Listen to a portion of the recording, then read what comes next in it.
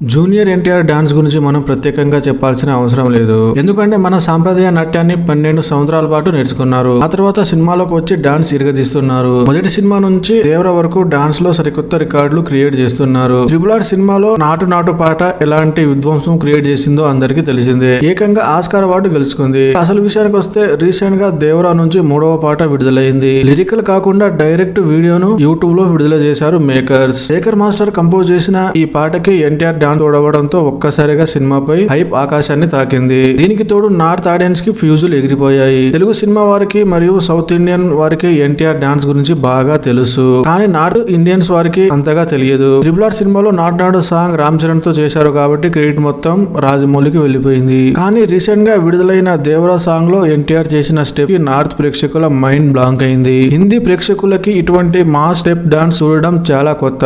అందులోనూ NTR dance energy నా భూతో నా భవిష్యత్తు అనేలా ఉంటుంది. హిందీ ఆడియన్స్ ఈ సినిమా కోసం చాలా ఈగర్ గా వెయిట్ చేస్తున్నారు. దీంతో సినిమాపై ఒక్కసారిగా అంచనాలు పెరిగిపోయాయి. కొరటాల శివ దర్శకత్వంలో రూపొందుతున్న ఈ చిత్రాన్ని నందమూరి కళ్యాణ్ రామ్, సుధాకర్, మిక్కిలినేని మరియు కోసరాజు హరికృష్ణ సంయుక్తంగా భారీ బడ్జెట్ తో నిర్మిస్తున్నారు. అన్ని కార్యక్రమాలు శరవేగంగా జరుపుకుంటున్న ఈ చిత్రం ఈ నెల 27న విడుదలకి సిద్ధంగా ఉంది. సైఫ్ అలీ ఖాన్ విలన్ రోల్ చేస్తుండటంతో మొదటి రోజు కలెక్షన్స్ భారీగా వచ్చే అవకాశం ఉంది. తెలుగులో ఈ చిత్ర బిజినెస్ భారీగా జరిగింది. ఎన్టీఆర్ అభిమానులు ఇప్పటి నుంచి కౌంట్ డౌన్ మొదలు పెట్టారు. రీసెంట్ టైమ్ లో సరైన మాస్ సినిమా చూడక బాలీవుడ్ ప్రేక్షకులు మంచి ఆకలి మీద ఉన్నారు. ఈ సినిమాతో వారి ఆకలి తీర్చేందుకు రెడీ అవుతున్నారు. ఈ సినిమాలో ఆయుధ పూజ సాంగ్ డైరెక్ట్ గా థియేటర్ లో చూపించబోతున్నారు. ఇప్పటికే అనిరుద్ అందించిన పాటలు ప్రేక్షకులను విశేషంగా ఆకట్టుకున్నాయి. ఎన్టీఆర్ మాస్ ఎనర్జీకి అనిరుద్ బ్యాక్గ్రౌండ్ మ్యూజిక్ తోడైతే బాక్సాఫీస్ బద్దలడం ఖాయంగా కనిపిస్తుంది.